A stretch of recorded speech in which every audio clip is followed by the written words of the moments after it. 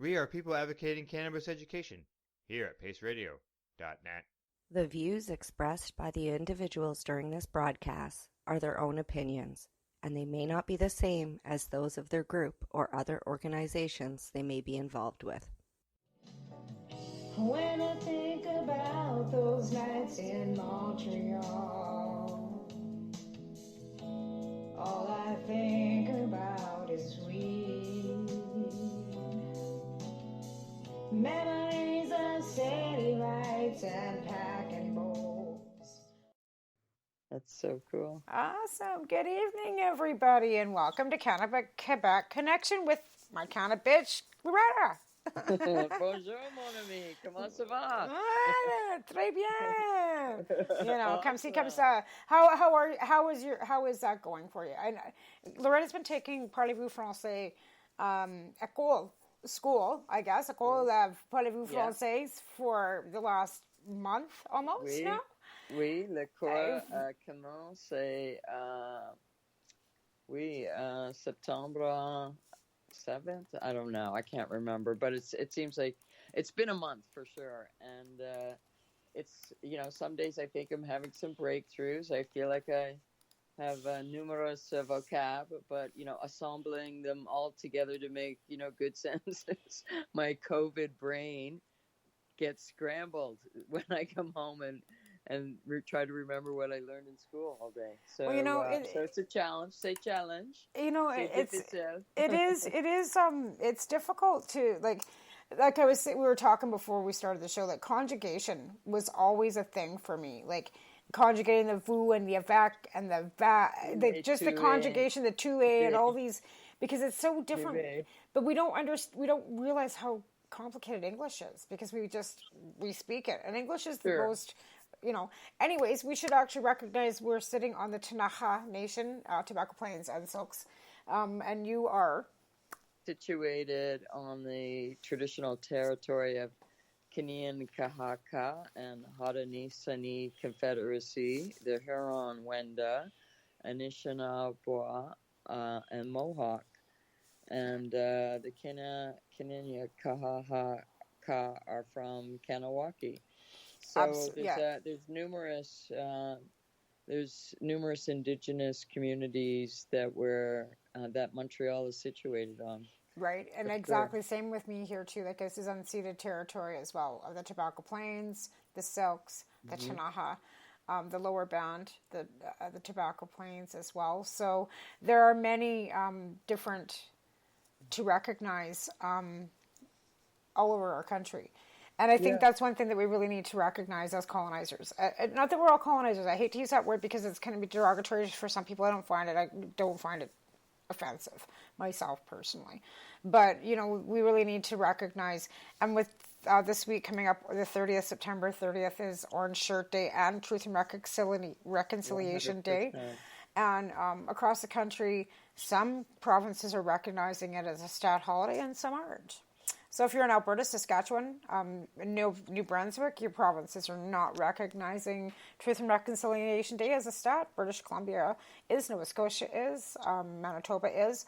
I'm not sure about Quebec because I couldn't find it on the list. I haven't heard. I mean, I think it's this is something why I'm grateful that we have another strong liberal minority, because they are the ones that initiated this. And even though, conservative provinces are not necessarily... Ontario's not recognizing it as a stat holiday either. So it's Saskatchewan, Alberta, Ontario, New Brunswick, that are not recognizing it as a stat holiday where some are. And that's disheartening. It should be a national holiday straight across the board, and everybody should just not even have, but again, because, provinces want their jurisdiction. That's one of the biggest things that came up during this election, was transfers, payments, and jurisdiction over what provinces have jurisdiction over and what they don't. And because of COVID, that's really stood out with healthcare. And because healthcare is under provincial jurisdiction, it's come down to where we're at with COVID right now, too. I get that, but I also... one of the low points of the election was when the leader of the CAC, Lego, endorsed Aaron O'Toole and said, the NDP and the Liberals will want to get too involved in healthcare. Well, personally, I wish that the federal government had been more involved in healthcare at the beginning of the crisis when the nursing homes were crime scenes. And nursing homes have been so neglected and they've been under provincial jurisdiction since forever. So, when they say that they don't, they want the money, I get that. They want the money, they want the support, but then they, are willing to privatize, nursing homes to the extent that they are and allowing, mega abuse. So, no, I feel like the feds, when it comes to healthcare and the Canada Health Act, they need to stand in and say some lines can't be crossed ever again, and some abuse can never happen again. And now look at Alberta, which is in such a crisis, and Ontario too. The Conservative premiers have done a shit job. Let's just be candid. They've done a fucking shit job handling COVID. That's just the truth. I agree. Well, and to be fair, British Columbia, with our long-term care homes too, sold a lot of our long-term care homes to the private, they're Chinese companies. And I hate to say that, but that's the truth of it. These are privately owned companies owned by Chinese corporations. And they don't give a shit about our old people. They don't give a shit about us. Yeah, they didn't. They just give a shit about the bottom line, right? Did they? You know what I mean? Like, about the two no. Michaels. So I really think we got to really rethink and reframe. I know that they could eat us for lunch. I get that, but we are a Western country with allies, and we need to not let China just bully us around like the way that they did. Now that we've got the two Michaels home. That was, an incredibly painful, long experience for them. 1,019 days. 1,019 days for those men to be away from their families. 3 years. Wow. You know what I mean? And to be fair, she that Meng Meng Zhou, she's like, oh, it was really difficult for me for these 3 years. I had to be escorted from my from my mansion, with my security to be pushed over. Shut up. Were you in a Chinese prison eating fucking beans and rice? Yeah, I know. Just shut up. Shut up. It's so no one's buying it, but, China. Like I said, actions speak louder than words. They want to say this wasn't a political move and it wasn't a political hostage taking. That's exactly what it was. It was a political hostage taking. They took two Canadians. One was a diplomat. One was a businessman. I made the mistake of calling them teachers because I thought they were, but they apparently they weren't. One was a diplomat and one was a Canadian businessman. But irregardless, neither one of them were doing espionage. Like, what did they do? Say that the Chinese government might have not sold them the right toilet paper and that was something that got them in trouble? Like, what? So again, you have to be wondering, what are they monitoring over there? I'm watching another story that's unfolding on TikTok about a girl that was over there legally to begin with as an English teacher, and then she wasn't. Now, there's 11 parts to this. I haven't gotten into all of it. But again, you have to be careful what you see on the internet because it might all be true. Sure, but I also think, maybe one of the ways that China could be taught a lesson is maybe people here should not go there very much. You know what I'm seeing on, and this is what I keep telling people on Facebook. If you watch the algorithm, even on TikTok, Twitter, or any of these things, you're seeing that people are commenting on our Cranbrook page about COVID. You'll go and you'll check that person's profile. There's somebody from Russia, or there's somebody from somewhere else that they don't even live in Cranbrook, but they're in there feeding the negative algorithm like they live here, when in reality they don't. And if they do, then they're making it look like they don't. But as far as I'm concerned, that's a bot, and everything that's negative about vaccines and everything is being pushed by another agenda, and we just have to stop feeding into it. So I've really quit commenting on any of these negative postings on Facebook, on whether it's a media post, whether it's a post on my Cranbrook page or anything. I've just quit engaging with them, because the more you feed these negative trolls, the more money they get paid on the other end to begin with, but the more the algorithm feeds negative. So I've just stopped. I think that's wise. I've gotten into a few fights because the truth of it also is that many, not all, anti-vaxxers are linked to the white supremacists. 800,000 people voted for the PPC in our last election. That's concerning, especially when you break down what their policies are. And their policy, one of them, is to stop multiculturalism and nothing about and stick to just Canadian values. And all you see is white hands and Canadian flags flying. Like, what in the actual fuck is that? To me, that policy right there is like hate crime. Yes. Proud Boys, hate crime. Maxime Bernier should be fucking barred from running for political office. People like him should not be able to have any power of any kind in our country. Running fucking people like Mark Emery as a fucking a predator as a fucking candidate. Yeah, and he almost was the leader of the Conservatives. So that's what does scary. that say about the Conservative Party? And what do you think? Like, what do you think's going to happen? Like, at least now. I mean, I don't think Trudeau doesn't have to face the Liberal Party and worry about his job, but Aaron O'Toole probably does, because there's definitely knives coming out for Aaron O'Toole. Well, Anna May Paul stepped down today. I know. I feel, I felt sorry for her, but because I think like the party really sabotaged her. They made it impossible for her to do. It just, I don't know. It seemed like.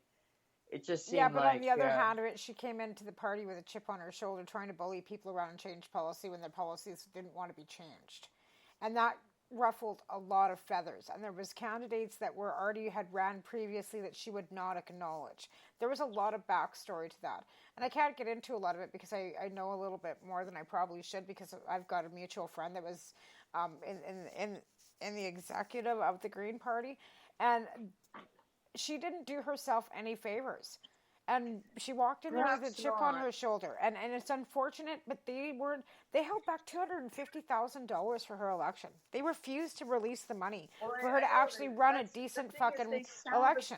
They really sabotaged her. And why would Canadians, why would anybody vote for the Green Party? And quite frankly, going forward, there's a lot less reason to vote. At one point, the Green Party did stand out for their environmental platform, but it was always like that was the only platform they had. Okay, they expanded it.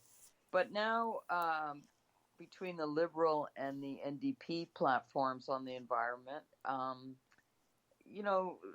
think a lot of Canadians, maybe I'm wrong, and maybe it'll depend on whoever the next leader of the Green Party is, but I don't know. I feel like the party really, the fact that they did some things publicly and attacked her when she was a new leader, it just, like, of course, Canadians weren't going to vote for the Green Party. And sadly, many more voted for the, stupid, white grievance, PP, shit party. You know what I mean? Like, a lot more people voted for the PPC party. Am I right about that? Yeah. That's really sad. Like, to me, that's really disheartening. But like I said, with the numbers that are, I don't even know what to say anymore, because there's just no disputing the fact that people are assholes.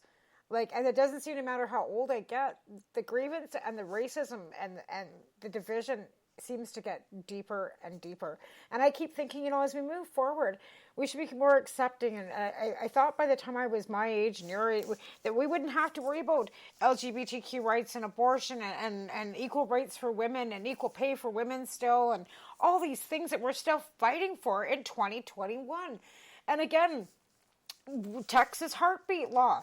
Okay, so like you said, we've got this week's kind of busy for me because I've got 30th is Truth and Reconciliation Day. It's a day off school. There's going to be drumming happening out at the St. Eugene Mission starting at 10 o'clock in the morning. So I'd like to be out there for that. I'd like to do the 2-hour walk up the Crying Hill with them. I just think that's appropriate. It's Orange Shirt Day, so and then there'll be more drumming at 2. So Thursday I'd like to be out at the mission, or on the Tanaha out there, and then on Saturday we're planning a women's march in solidarity with our Texas and our Florida sisters, because they've introduced the heartbeat law in Texas, which passed through, and now they're trying to introduce it in Florida. And I know that we got, we do have a liberal government, and we really don't have to worry so much about our abortion laws, but do we? Because it was a backbencher that tried bringing that Trojan horse in from the Conservatives the last time. And it doesn't mean that it can't be brought back in by that same backbencher. And what really bothered me about that was the whole sex, gender, way they were trying to bring it in. This is Canada.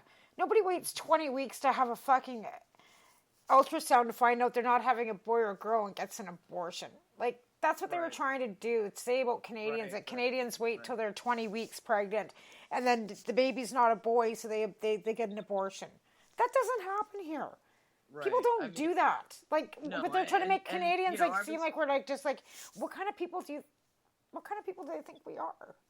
You know what I mean? Was worried about, I was very worried about Conservatives getting in, because even though Aaron O'Toole was lying about that and lying about guns, we know that, he would have allowed one of his MPs to bring forward something, right, on that. We know that. And so even though, thank God, we're not the United States, but, we can't take anything for granted. And it is really unfortunate, that in the year 2021, this kind of stuff still happens, and we have our own version of, backward Neanderthal men who, like the dude in Sherbrooke, Quebec, like a week ago, caused a nurse to have a concussion and she had to go to the hospital. He punched her in the head and the face because he said, he didn't give her permission to vaccinate his wife. Like, talking about his wife like she's a piece of property. I know. It's disgusting. All of these Neanderthals. I mean, I'm insulting Neanderthals. I shouldn't. All these asshole dudes, white grievance, babies, all found themselves in the last 10 years, I guess, on the internet, and have organized, have empowered. But like you had said when we were talking before the show came on, or actually since that, there's all these trolls, and it's true, the algorithm of Facebook and I guess all the other social media, they feed off negativity, and sometimes it's not worth it. I've had so many, arguments with anti-vaxxers of late, but some of these white supremacists have threatened. I literally have. I have just blocked them all. To be fair, I've done a lot of. I really have, and it's really disheartening, but it's really showing me where you stand. And like I said, if you voted People's Party of Canada, it shows me that you're nothing but a bigot, a fucking racist. You're transphobic, homophobic, and basically you and your Canadian values. And you can take your anti-vax and your anti-fucking bullshit and shove it up your ass. And that's where I'm fucking at with it. And I don't even care anymore, because it just shows me exactly what you are. You're a bigot. And I have no tolerance in my life for people like that. I have no tolerance, because that means that you're spewing out one side of your face that you're all pro this and pro that, but you're not. You're basically a fucking hypocrite. You sit back and say, "Oh, I'm this for truth and reconciliation," but you voted for a party that would not recognize truth and reconciliation if it slapped them in the face. You voted for a party that doesn't want multiculturalism in our country. You voted for a party that supports the Proud Boys. You voted for a man that promotes and stands up for pedophiles and fucking predators. So, excuse me. If I want nothing to do with you because you voted for a fucking party, because you figure about your freedom. Did you forget that in the Charter of our, rights and freedoms, there's called Section 1. I know how you like to scroll past to Section 7 where you got all your rights for expression, but you skipped over Section 1 that says the government can absolutely do what they're doing. Because when it comes to public health and it comes to the betterment of the general population of the country, Section 1 stands. But you guys don't want to follow down and skip over Section 1, 2, 3, 4, and 5 and skip to 7. You're a bunch of fucking morons.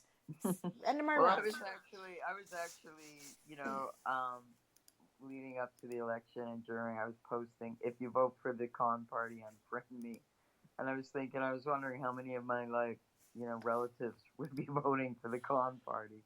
But I felt it, because I felt like that people don't realize even though they may complain about CERB and how, people won't get a job now or whatever, but CERB, prevented major crime, and CERB prevented, horrendous poverty, domestic violence, I'm sure murder, a lot more COVID deaths. Like, it was such an important initiative that it didn't even get talked about, because all of the opposition parties could talk about was, this election should not have been called. Like, that was like the narrative that took over and had me worried at one point that the Conservatives were going to win, because there was a couple of points when they were in the lead. Remember? Yeah. Yeah, I was nervous through this whole election. It was like, It was bracking. It was well, totally like I said, to be fair, we know this from the back end of things, because I helped with the campaign. Like, so CRB and all the benefits for rental exemptions and all this stuff come up the 23rd of October, and behind the scenes, the Conservatives and the NDP had planned on calling a non-confidence on the new extensions, because we are in a fourth wave. It's just, this is not even the beginning, this isn't the middle, this is not even the end, this is like the very tipping start of it. We've got another 4 to 6 weeks of fucking numbers racing through the roof for Delta with this fourth wave. And they knew this was going to happen, right? It was like projected, like, for the last 6 months, and in the fall we were going to have another fucking till January fucking with extensive high levels of numbers of COVID, vaccinations or not, because the Delta variant, and because we have a small pocket. We have 800,000 people that voted for the PPC. You can guarantee that those 800,000 people are not vaccinated. So syrup and everything is going to have to be extended, whether it's $300 or whatever they're doing, because I know they had rolled it back to $300 a week or something, or it was going to come down to $300 every 2 weeks or something like that, which would be not livable.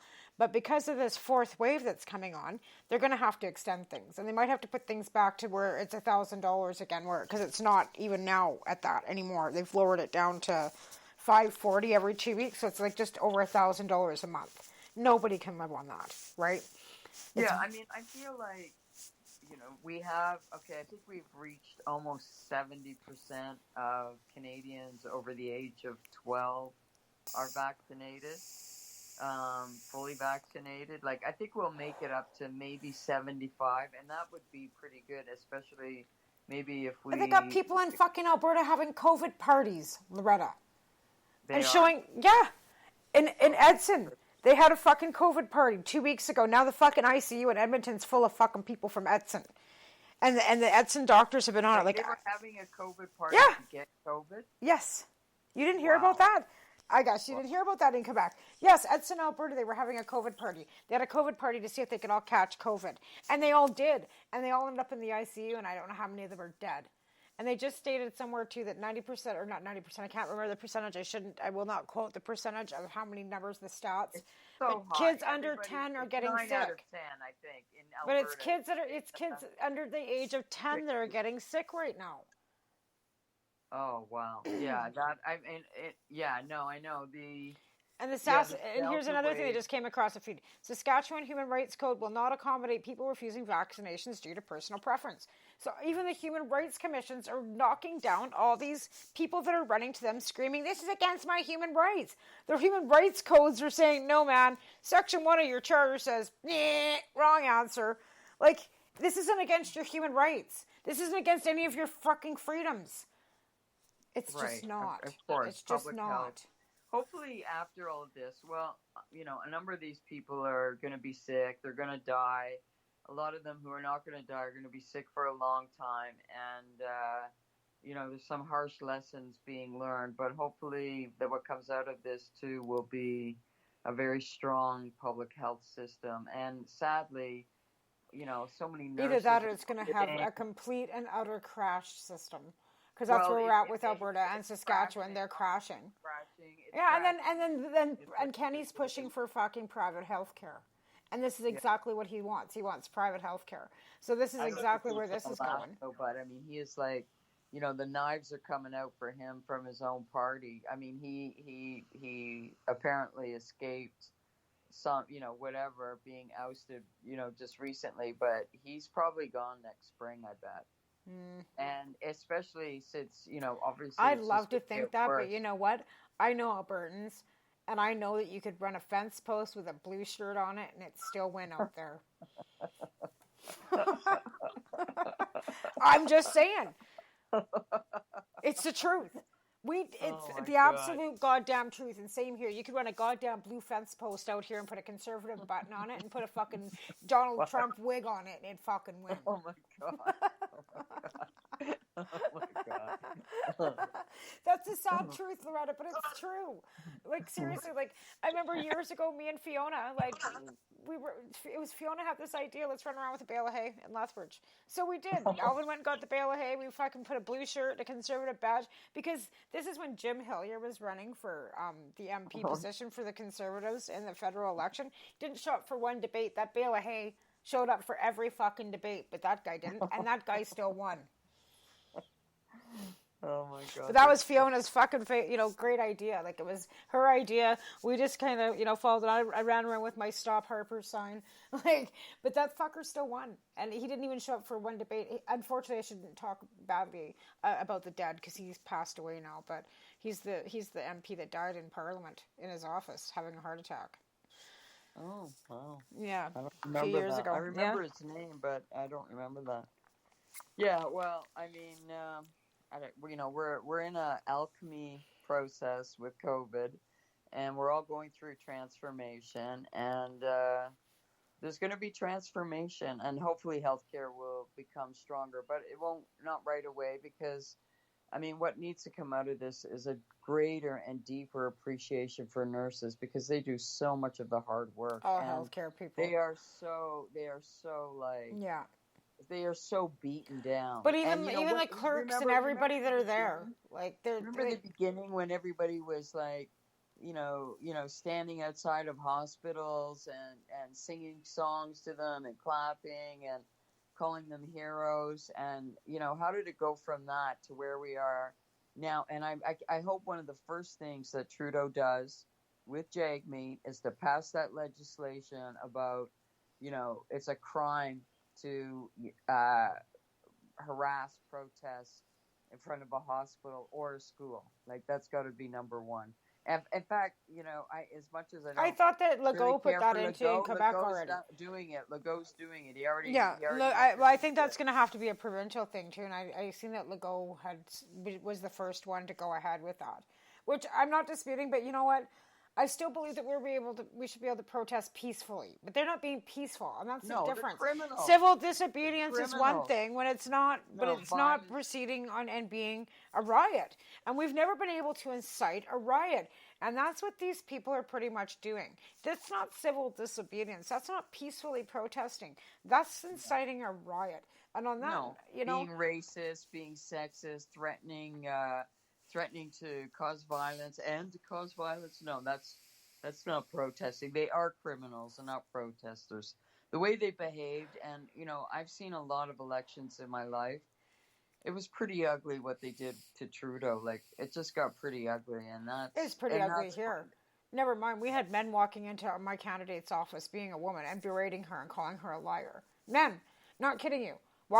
Come in under the facade of asking a few questions, and then stand there and how can you run for a liar like Trudeau? What kind of person are you to run for somebody with all the scandal like Trudeau? It was a real thing. Really we didn't go out. We were kind of thankful that COVID kind of snuck in the back door on us, because to be fair, we were scared to go out in public at two events because there was like three women. Yeah, like me and Robin and Kim, and I'm like not small. Cool. Robin's like 6 foot, but Robin's thin, and Kim's not much bigger than I am. And there was three of us women to go out and do anything.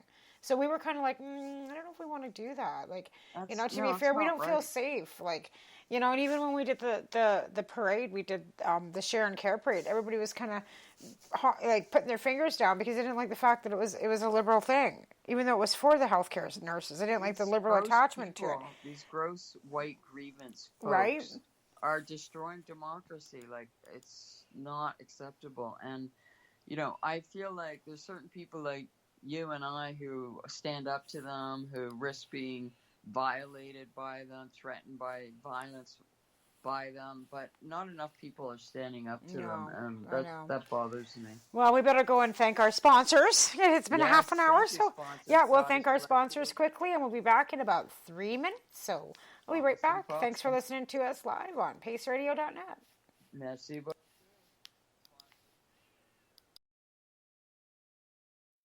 You're listening to the Pace Radio Network here at paceradio.net.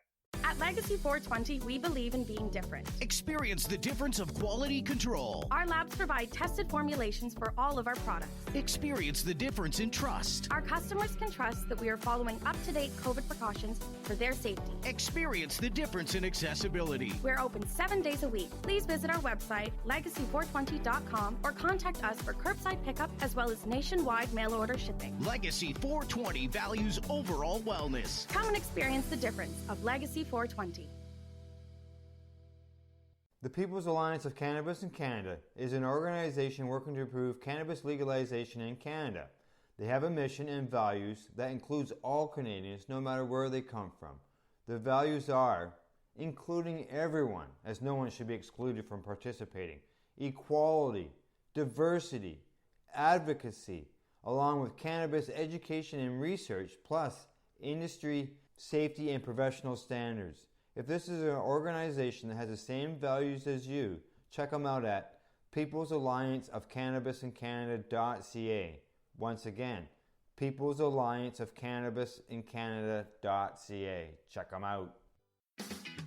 Enjoy the buzz of legalization with Campbellford Lifestyle Shop. From lights to plant nutrients, books, consumption accessories, and more, we've got all your basics to grow or consume cannabis. Visit our info center or take a look at our piercing services and body jewelry, now available in-store through Campbellford Lifestyle Shop, 17 Bridge Street West, Campbellford.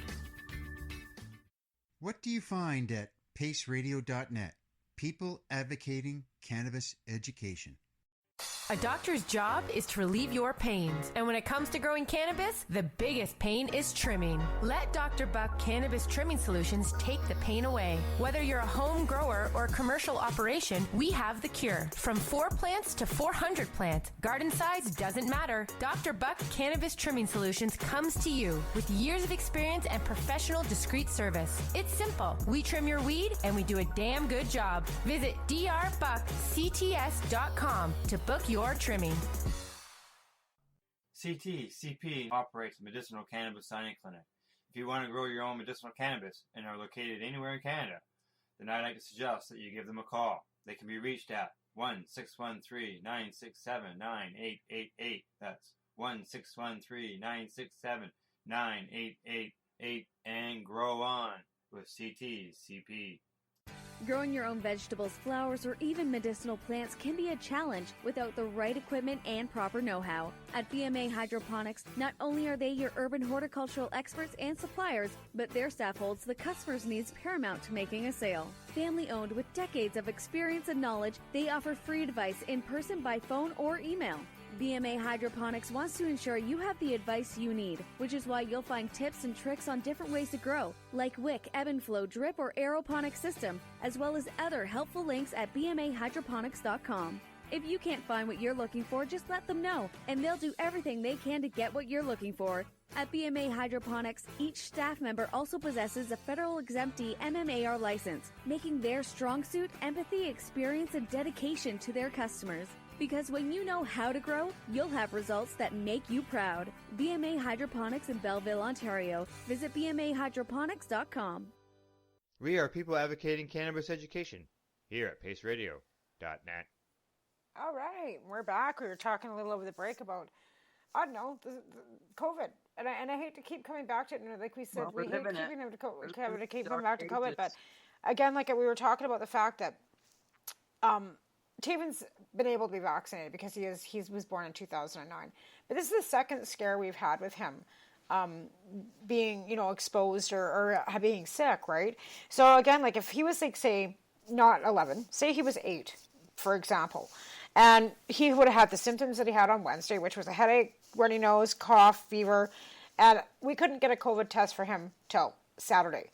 So by day 4, like I said to you, he's vaccinated now because he's 12, but what if he wasn't? By day 4, my son could have been on a ventilator in the fucking hospital, not even knowing, because he couldn't even get tested for 4 days. Because that's how many people are having to be tested for COVID. And that they were saying the stats are children under the age of 10 are making up the majority of the positive cases. That is so tragic. So, you know, and they're dying. Kids are dying. They say, oh, it's not affecting the children that badly. There are children that are dying. We've reported our first child under the age of 10, I think, in British Columbia dying, as well as one under the age of 21, too, in Alberta. The younger they are, right? So again, like I said, it took 4 days to get him a test. Thankfully, it took 24 hours or 48 hours to get the test results back. But in hindsight, over the weekend in British Columbia, there was 2,236 more people that were tested positive. Wow. That's crazy. Yeah, I mean, we're in the 4th wave. It's probably going to last till next spring. But, I mean, at some point between the vaccinations and the infections, we should reach herd immunity. But this is all dependent on if there isn't another, big mutation. And the mutations happen mainly because of the unvaccinated. And, the Delta came from India when it was in its, and I don't know if, it seemed like, so Delta came from India. And it made its way around the world and really, kind of hit us, I think, right around the time when we were able to get vaccinated. But over the summertime, especially with leaders like Kenny saying, we're open for business, we got this under control, it for the people who are vaccine hesitant, who aren't the downright, white supremacist anti-vaxxers, but for those who are, who were like perhaps hesitant and, whatever, just unsure. I mean, he really gave them the message that, don't worry about it. You don't need to get the vaccine. I mean, that's the kind of, that's why his messaging was so wrong and so off, and why Alberta is so fucked right now. Yeah, Saskatchewan's fucked too. That's the thing. They're not talking so much about Saskatchewan. They keep focusing on Alberta, but Saskatchewan isn't in any better shape. The only difference between Alberta and Saskatchewan is Alberta's actually asked for federal help in Saskatchewan. Scott Moe is so fucking arrogant, he hasn't yet. He is. Oh, isn't he ever? I mean, and I don't understand. I don't understand why the people in Saskatchewan are screaming, but a lot of them are religious. There's a lot of Mennonite and a lot of farm folk. And there's colonies out there of Hutterites, right? And they don't believe in vaccinations. And that's a large portion of the population in Saskatchewan and Alberta, too. And I don't think a lot of people quite understand. I don't know if you've got Quebec. I'm sure I don't know if you've got Hutterite colonies and such out there either. No, Orthodox Jewish people don't want to get vaccinated. I mean, they're not. It's different because Mennonites and Hutterites are more agricultural based, aren't they? Like more. They all live on colonies, right? And I know that COVID has ran through a lot of the colonies in southern Alberta already. So, but then they also had Paul Brandt out there, who's a country music singer, that was flapping his face at him and his wife had already gotten it. And they didn't need vaccinations because they already had immunity, because they'd already caught COVID and blah, blah, blah, which was ramping through Alberta too. And then all of a sudden a doctor came to them and said, you know what, you're lying to people. You're outright fucking lying to people. So they had this thing on the radio. It was on CBC One, Radio 1. It was on my page. It was on his page. But Paul Brandt has now backpedaled himself and had a conversation with his doctor asking questions as to whether you require a vaccine after you've already had COVID, which you absolutely do because your antibodies are not the same. The antibodies that are in your system after having COVID will not fully protect you like the vaccine does. Well, that's why people that have had COVID are more likely to get COVID a second time than not to get it at all. There's no question about that. And also, if you got COVID before the Delta variant, you're even, your antibodies are even less, important in that way because there is no natural immunity. The thing is with COVID, there is no natural immunity to this. That's why we need the protein spikes in the mRNA vaccine, because our body doesn't have natural immunity to this virus because it's never been introduced to this virus before. It was like when we introduced smallpox to the First Nations people, their body didn't have any antibodies to fight it, so they all fucking died. It's the same thing with COVID. Our bodies do not have the antibodies to fight off the virus, so we need to introduce it.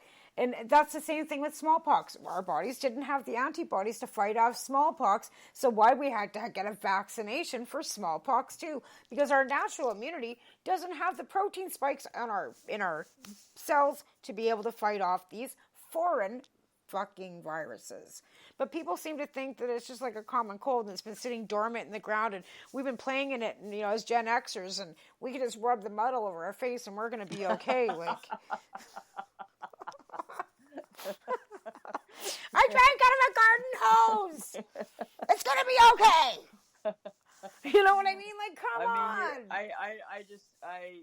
It's hard to, we know people that we care about who are anti-vaxxers too, or they're not the same as the fucking crazy ones who, are violent or whatever, but, I worry about them because with the Delta variant, it's like there's so much virus out there now everywhere that there's just such a good likelihood they're going to run into it. Well, I have a really harsh time, understanding why they wouldn't want to. And here's another little tidbit, like nobody wants to hear what he's like, oh, it cost $600 million for this fucking election. Yeah, I know. You know how much it's costing for healthcare? $4 fucking billion has already been spent on the unvaccinated in our fucking healthcare systems. It's $50,000 for you to come in and enjoy that fucking oxygen and get that BiPAP and fucking get that ventilator in there. 50 grand. 50 grand you're costing the taxpayer. And then when you die, then you're costing your family another 10 grand for fucking a funeral. Like, fuck. Well, I know, and basically, in the States, because they don't have universal health care, I believe that when they did not have a vaccine, people were still hesitant to go to the hospital who didn't have health care, and they died at home, a lot of them. Yeah. But that's people would get free health care, I believe. But now that there's a vaccine, it's like, no, if you're not going to get vaccinated, you're not going to get health care or free health care. And the thing is, the nurses and the doctors, whether you're vaccinated or not, you go to the hospital, you're still getting the exact same care. Yeah, no. You're getting exemplary care. They're rolling up. There's 6 of them wrapped around your fucking bed. They're lining you up with fucking every IV and every ivermectin, fucking not ivermectin, but more monoclonal fucking injections and infusions that they can give you. All the antibiotics, all the fucking fluids, the catheters, the oxygen, the fucking BiPAP, all that stuff. And they're running around exhausted trying to take care of you. And then not just you, 5 others. Because there's one nurse for 5 of you. Like, it just pisses me off so bad. And I see that just... The anti-vaxxers who are white supremacists and threatening health care. And I just think, they should hand in their health cards. Like, they shouldn't get the health care that others, who are not like that, could get. But I mean, really, like, it's cost that much for their, just gross display of arrogance. Do you watch violence, TikTok at all? Do you watch any of the TikToks from the States where they got that American Patriot and then there's the crazy mother runner, and she puts on the tinfoil hat and she does these stitches with him, and he'll go, "Oh, you patriots!" and she puts on the tinfoil hat. And she sits there. She goes, "What's up now?" Because now, with all these Trumpers and all these anti-vaxxers and all this shit, he's coming back again after they, re-audit another fucking. And it's just the same shit with the anti-vaxxers. Like, they come up with something else every time you turn around. There's always some other excuse for them not to get it. And like I said, at the end of the day, they're costing taxpayers money in Canada. I said, $4 billion already has been spent on COVID patients in the hospital. And I'm not saying vaccinated or not vaccinated. I'm not even going to decipher that. It's $4 billion for healthcare on COVID for people in the hospitals, period. Hands down, that's bullshit.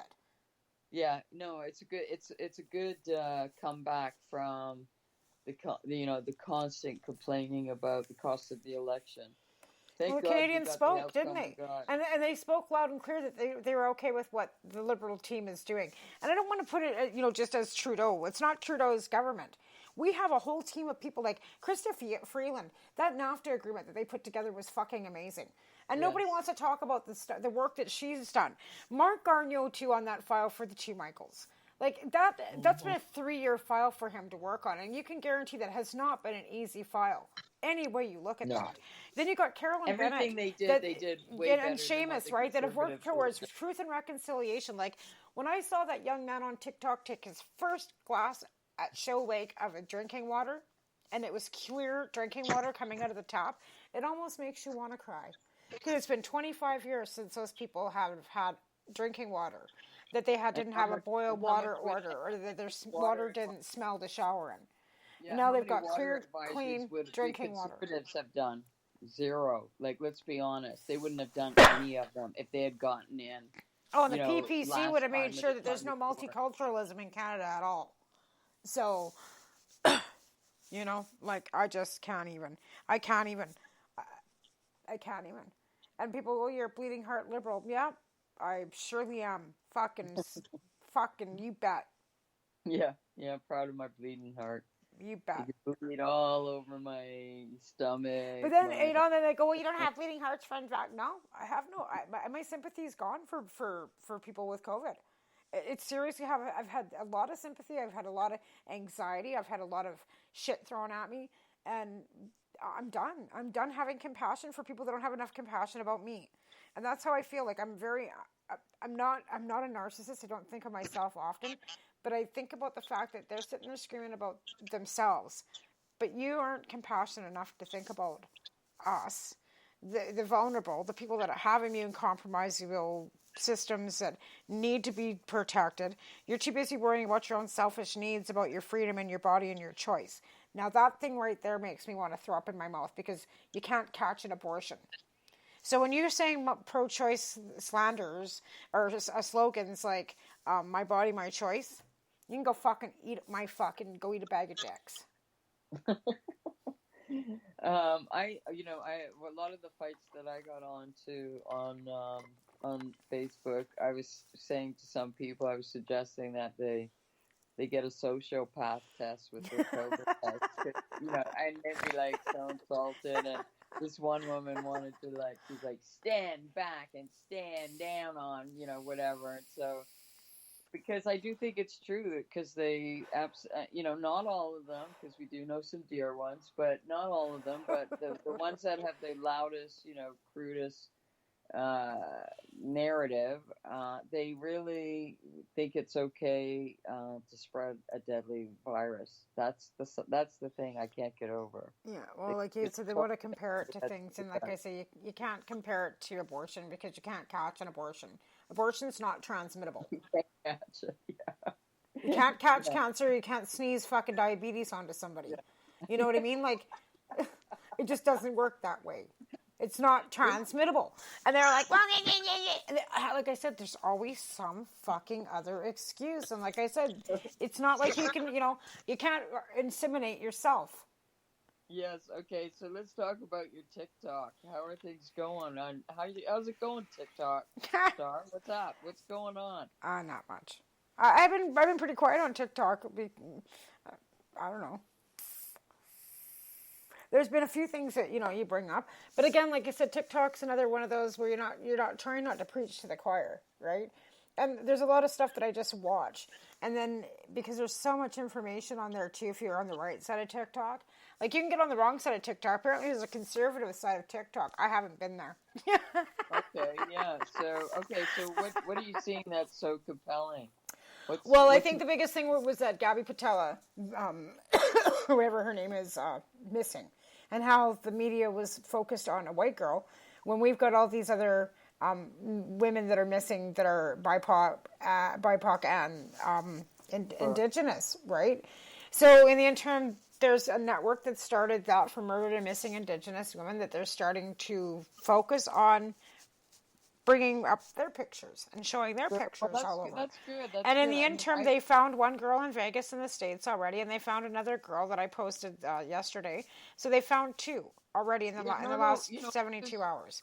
I mean, the one thing that I agree that there's been an over obsession about what happened with her, but I felt like initially it was because she did have this fan base. Yeah, that's I think exactly because she has a huge TikTok or social media presence. The way that because CNN had some, police detectives on, and before people on social media, before there was social media, I mean, social media can be very helpful because people were, because they were her fans, they led body. If it wasn't for social media, they may not have found her body for a long time. I don't know. But this is what this guy was saying. It was good because never before had the public been so involved. But, yes, then the issue came up like about the lack of media attention on others who are not white, and so it's good if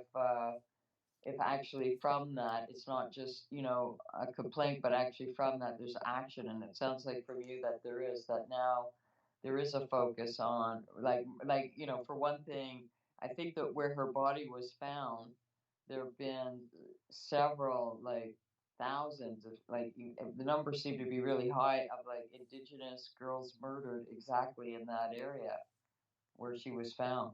Well, that's exactly true. But again, like I said, I think we need to focus more on the Indigenous portion of this too, and the fact that the media has focused less on what's actually going on, and want to say they're runaways or they've and that's another thing that's bothersome.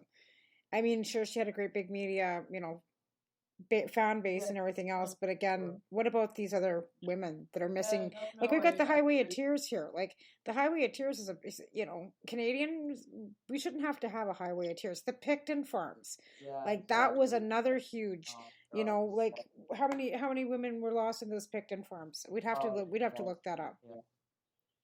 Disgusting because it is Truth and Reconciliation Day, and this is what that is about. And I want to say I've got a couple of friends from the U.S. who are going to Niagara Falls, and on Truth and Reconciliation Day, September 30th, for the first time ever in Canada. Thank you, Liberals. Thank you, Trudeau, for that. I know this is just a symbolic gesture, but they're turning the falls orange, and it's just symbolic. The work is actually doing everything that you're talking about, raising, preventing these fucking murders from happening in the first place. So that, that's what's really key. I think that's great. I know, like I said here, that they've got a celebration, and that's what it should be. Like, we should be to the point where we're wanting to celebrate, but not to the. I guess that's not right because there's still a lot of truth to get through. There's still a lot of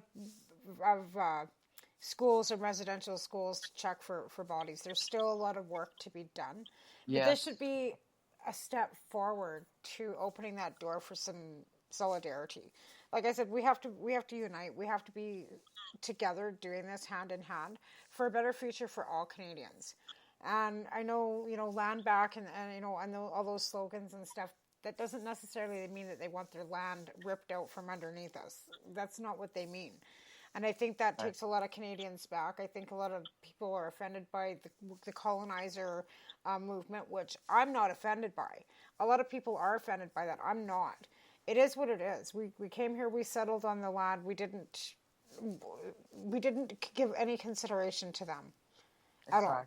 We just took what we wanted, and we didn't give them any consideration. We didn't ask them. We didn't sit down and work within them. Acknowledge the treaties that we did make with them, didn't follow through and weren't on, we were thieves and we were denigrators and we committed genocide with residential school and with giving them on purpose chicken pox, smallpox. There were so many things that we did that were done wrong. Yeah. No question. Absolutely, and like I said, we can't go back and change that. We can only try and try and make it better. Because we can't even fix it. We can't fix the mess. We can't go back and change it. We have to fix it so it's better for the future, so that this never happens again. Well, and there's a reason why all of these murdered, missing Indigenous girls happen, and it was because of this history. And if you don't acknowledge the history, then you don't make the changes that are necessary. So you have to acknowledge the history, and that's really what September 30th is about. It's about wearing the orange T-shirts, but it's really about talking about the history and acknowledging it. And I do think younger generations are going to be better and better at it than, say, what my generation was, because my generation was, oblivious. It seemed they didn't want to know about it. Yeah, I mean, I agree. I think that we just kind of let it. I don't even know what we did. It's always been the elephant in the room. You know what I mean? It was always the elephant in the room that nobody wanted to discuss. And now that we're discussing the elephant in the room, we need to break down the barriers and try and move forward in a peaceful manner for everybody's sake. And I think we can. I mean, I don't think it's going to be easy. No. But again, the Liberals, like I said, we have to thank the hard work of Seamus O'Seamus, and we have to thank the work of Carolyn Bennett, because without those two hard-working liaisons, whether you like Carolyn or not, like, she's done a lot of damn work to make sure that Truth and Reconciliation file was taken care of, top priority. And the fact that the Liberals exonerated Poundmaker, that's one thing that, when to the election, everybody's like, well, I have to think the Liberals do. The Liberals haven't done anything.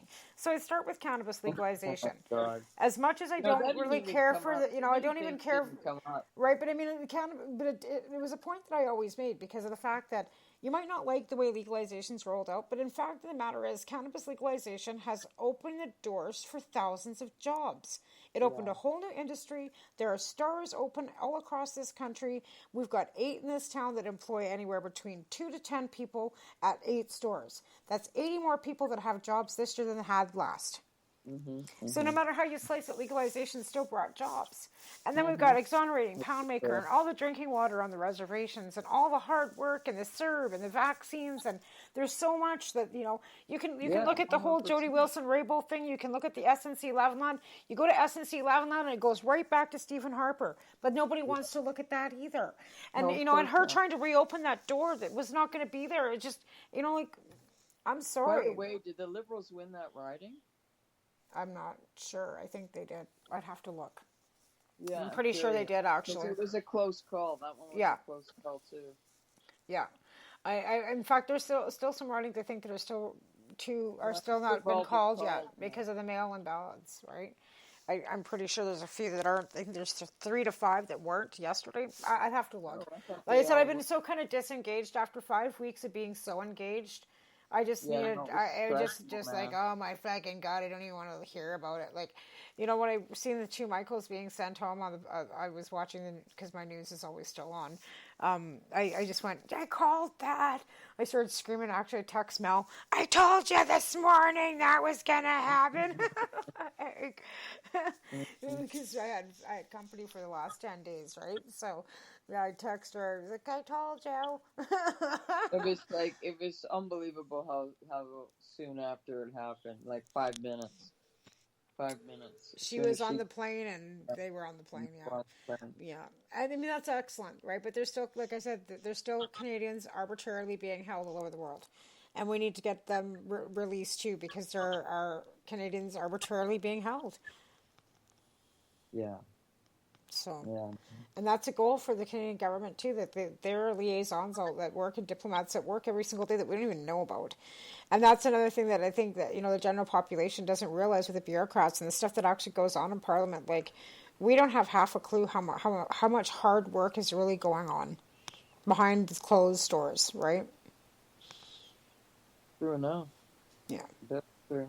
Yeah, very true. But, our country is going forward, and we're going to have a rough fall and winter probably, but hopefully the pandemic moves into the endemic stage.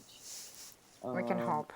I feel like there's a good chance of that, because we actually do have almost 70% fully vaccinated. We got to get those kids vaccinated, but we could get 75. Like there will always be 20% that won't get vaccinated no matter what. That's just a reality. But we have to build like public health structures. You know, here's my to deal with thing. that. You don't want to get vaccinated. That's totally on you. Wear your fucking mask then and wash your hands and stay the hell 6 feet back. But that's the thing about these anti-maskers. They don't want to wear a fucking mask either. They think that's against their fucking human rights too, right? So, Well, if you don't want to get vaccinated, don't. But at least wear your damn mask. They don't even want to do that.